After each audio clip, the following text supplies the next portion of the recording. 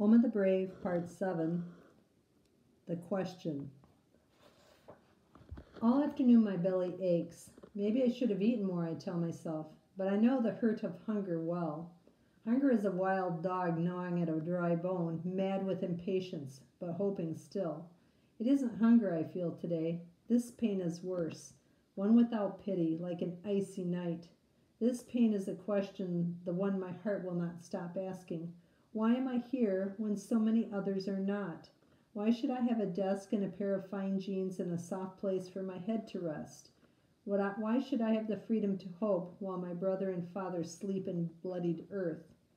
I should not take these gifts. I do not deserve. And yet I know I will take them, warm food and soft bed and fresh hope, holding on tight as that wild dog to his bone. Apple. Before ESL, we have homeroom. I don't much like it. In my homeroom are only 3 other ESL students, and I don't speak their words. All the rest are from America. One morning, a folded paper waits on my homeroom desk. I think maybe it's a note to pass. I've seen other students hand paper to each other during the loud man in the wall named announcements.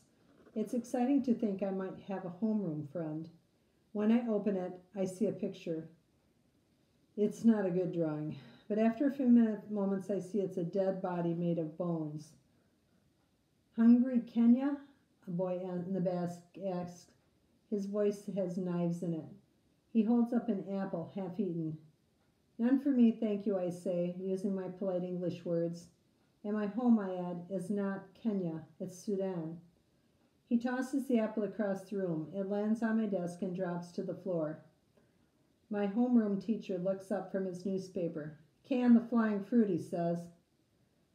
Of course I don't want the apple to be wasted. I pick it up off the floor and throw it back to the boy. It hits him on the nose. I'm a fine thrower of rocks and balls. It's not my fault the boy moved. The teacher gives me a detention slip. I'm not sure what this slip means, but I do know I'm the only one in the class who receives one. I feel very lucky to be selected by my teacher for such an honor. Grocery store. The next afternoon, Hannah invites me to visit the grocery store with her. Her mother, she calls a foster, has asked her to buy some food for dinner. We take another bus to a place of many cars in neat rows. By the time we get there, the sun has already said good night. That's it, Hannah says. Safeway. There isn't enough food in the world to fill such a building, I say. I follow her inside, and she grabs a shiny cart. You don't pay for this fine cart, I ask? You just borrow it, she explains. The grocery store has rows and rows of color, of light, of easy hope. Hannah moves down the aisle, but I stand like a tree rooted firm, my eyes too full of this place with its answers to prayers on every shelf. Hannah glances over her shoulder. You okay, she asks. I reach out and touch a piece of bright green food I've never seen before, and then I begin to cry. Hannah rushes to my side. It's okay, she says. We can leave if you want. She takes my hand, and we leave the empty cart and go outside. We sit on the icy bench and wait for the bus. A car whooshes past. Its light cut the gloom like the eyes of a great cat prowling for food in the moonlight. The story I tell Hannah on the way home. In our tent in the camp, a baby was dying. Flies teased her eyes, and her arms hung like broken sticks. Her mother was not much older than I am. All day long she whispered to the baby, drink, drink, drink. All day, all night. We couldn't sleep for the sound of it. But the baby had been hungry for too long, and the bottle went untouched. And after a while the mother stopped rocking and went silent. When the baby died, she covered her child with a feed sack, and she said to no one, I told her to eat, why wouldn't she eat? When I'm done with the story, I stare out the window at the sunless world. Hannah stares with me. This time she's the one who cannot find any words. Library. Miss Hernandez and Mr. Franklin take us to the school library twice a week. It's filled with books on shelves, climbing to the ceiling like little buildings. Each book is like a door waiting to be unlocked. Today I sit at a table, but I don't pick a book to read like everyone else in my class. Today, I don't know why, feels like the day at the grocery store. Today I'm thinking of how my mother always wanted to learn to read, to own a book, to open one of these magical presents and see what's inside. Ms. Hernandez shows me a book about cows. She asked me to find a picture of a cow like Gal, but I tell her I don't feel in a library mood today. That's okay, she says. I know how that goes. It's just so hard to choose, I add. There are so many books, and where I came from, there are hardly any. Miss Hernandez nods. I felt that way a lot when I first came here. Once I went to the mall and ended up hiding in the corner of a clothes store. It was just too many lights, too many clothes, and I still feel kind of funny at movies. Have you been to a movie yet? I shake my head. Not one of the big movies, but I did see a little one on the flying boat. I went to a grocery store, though. I whisper the last word, cry. Miss Hernandez pats my hand. It's just too much sometimes, isn't it? When you've had almost nothing, and when you know that many people still have so little. I don't know what to do with it all, I say. I kick at the chair leg. To have all this food and all these books and all this freedom, I feel sort of, I don't know the word, too lucky. It's a big gift, she agrees. I reach for the cow book. My father would have liked this book, I say. I'd like to hear about your family, Miss Hernandez says. I think for a moment. My father was a fine singer, I say. Tell me more, Miss Hernandez says, and I do. Going up. Time passes, the kind they call weeks. I have a little money from my job. I have to make myself believe that a crumpled piece of green paper means anything. In my own world, it was easy. You could know a person's wealth by counting his cattle. Hannah and I take the bus to a giant store filled with many things to buy. I've promised her I will not get upset this time. I want to buy my aunt some new dishes. There are stores within stores here, and music and food. It's bright and big with toys and chairs, TV machines, and T-shirts. What do you call such a place, I ask. The mall, Hannah replies. I follow her to a huge, shiny store. I've herded cattle for hundreds of miles with only the stars to guide me, but I'm certain I could never find my way out of this place. Hannah takes me to two magic silver staircases, one going up, one coming down. I watch as the stairs melt away, then reappear. It's just an escalator, she says. No big deal. Come on. I shake my head. They had these at the airport, but Dave let me take the stairs instead. Is there another way to climb? She laughs. Well, there's an elevator.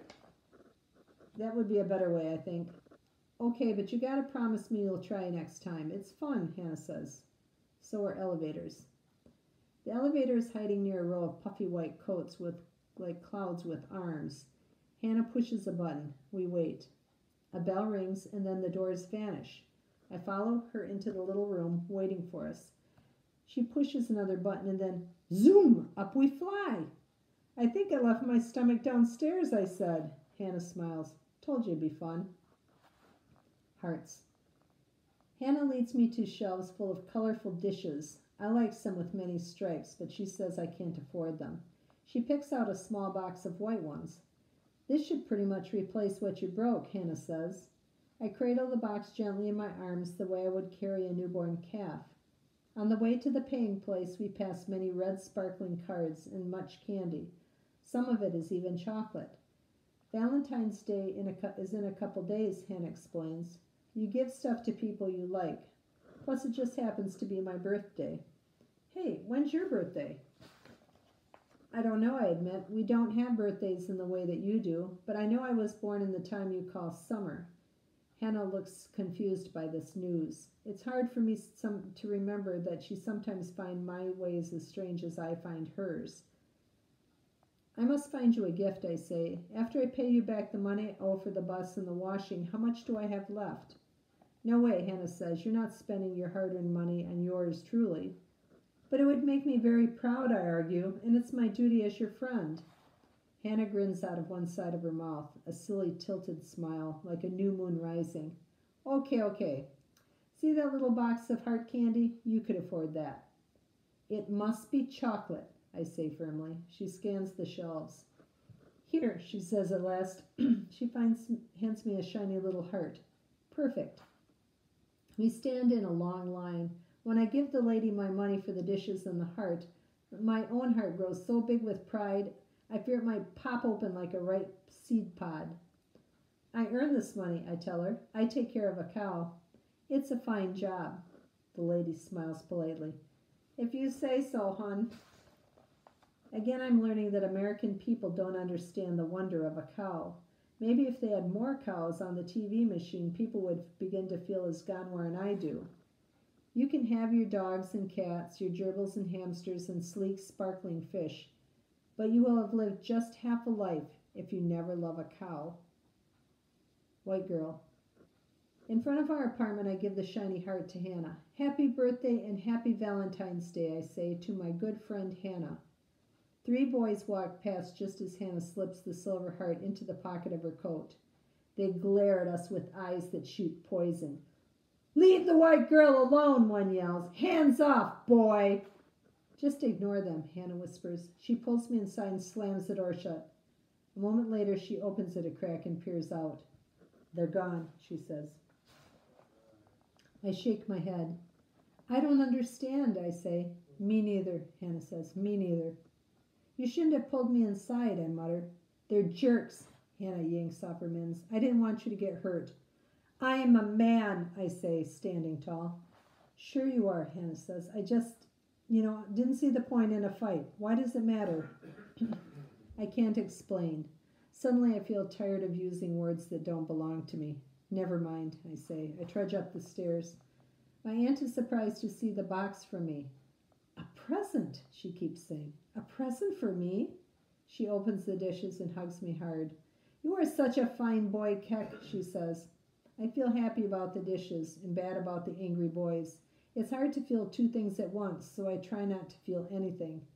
I sit next to Ganwar on the sofa. Together we watch the TV machine tell its happy, easy stories. Scars. Every weekend and other days, sometimes Ganwars and I go to Lou's. It feels good to go somewhere simple, to work and sing and eat cookies with chocolate. Ganwar doesn't say so, but I think he is calmer on these days. Sometimes he even whistles a radio song or tells me jokes in English that I don't understand, although I laugh to make him happy. One afternoon, Ganwar and I rebuild a gate that's rotted away at the edge of the field. It's long work and we sweat under our thick coats. The sun is still weary and weak, like a traveler too long on the road, but each day it's trying harder to warm the world. Ganwar wipes away sweat with his arm. The 6 lines etched in his forehead glisten. I will never have the gar, I say suddenly. My words surprise me. It's an idea I'd never let myself think about until now. The initiation ceremony is part of another place, a place I may never return to. You're lucky, Ganwar says. Why would you want such scars? Here they mean nothing. There they meant everything, I say. I lean on the fence. How will I know when I'm a man? Ganwar keeps hammering. When you own a fine car and a house with many bathrooms, then you're a man in this country, he answers with a smile. It isn't so funny, I say. You've been tested and I haven't. You were brave. I look away. I don't want him to see my eyes and what lies hidden there. Me, I haven't been. Sure you have, Ganwar replies. You were in the camp alone. You came here alone. That's plenty brave. Doesn't take a knife in the hand of a village elder for you to prove yourself. I pick up my hammer and slam it hard against a rusty nail sticking out of the wood. That's easy for you to say. After that, I won't talk anymore. But I hammer many nails as hard as I can. Even with my gloves on, I have a good hurting blister to show for it. Bad news. More weeks pass. Something strange is happening to the world. I hear birdsong now, where only silence filled the air before. Tiny green hints dot the trees and bushes. The snow is getting smaller and grayer, like an old person whose time has passed. Dave says it's called spring. One morning, Lou calls us to come into her kitchen. A plate of warm chocolate cookies waits for us. I'm happy about this until I see Lou's ankle covered by a thick white bandage.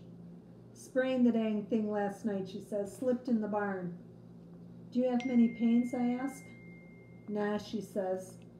She waves away the question, like a troublesome insect. But it's gotten me to thinking, boys. Even with your help, I just can't keep this place running anymore. Wish it weren't that way. I've been here a long, long time. It's time to sell and move on. Gonmore nods. He doesn't look surprised. It's okay, Lou. We knew it probably wouldn't last. I stare out the window. Where will you go? I ask in a whisper. When the farm is sold. Lou lifts her shoulders. I'm not sure. This has been my home so long. I don't know anywhere else. I have a sister in Los Angeles. She makes a face. Not sure I could stand all that nice weather. What would I complain about? We can stand as long as you need us, Gonmore says. He doesn't sound mad at all. He sounds like he is used to being disappointed. But what about Gal? I ask. My voice has a crack in it. Lou looks out the window, too. I don't know, Keck. They're going to build a strip mall. Won't be needing a cow, I'm guessing. She sighs. Gal is a very old, tired animal. I don't think we'll probably be able to find anyone who wants her. I'm sorry, hon. I leap to my feet. My chair falls back with a loud thud. I hate it here! I scream. I want to go home! I run out the door and across the field towards the bus stop. I'm glad that Lou can't follow me with her sore foot. I'm sorry that I'm glad, and I'm mad that Gonmore isn't mad enough.